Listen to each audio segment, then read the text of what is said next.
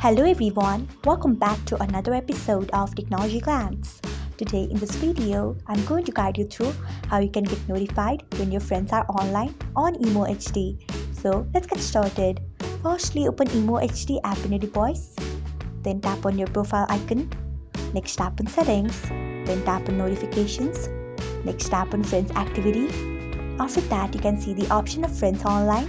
Turn on it by tapping on it. So this is how you can enable friends online on Emo HD.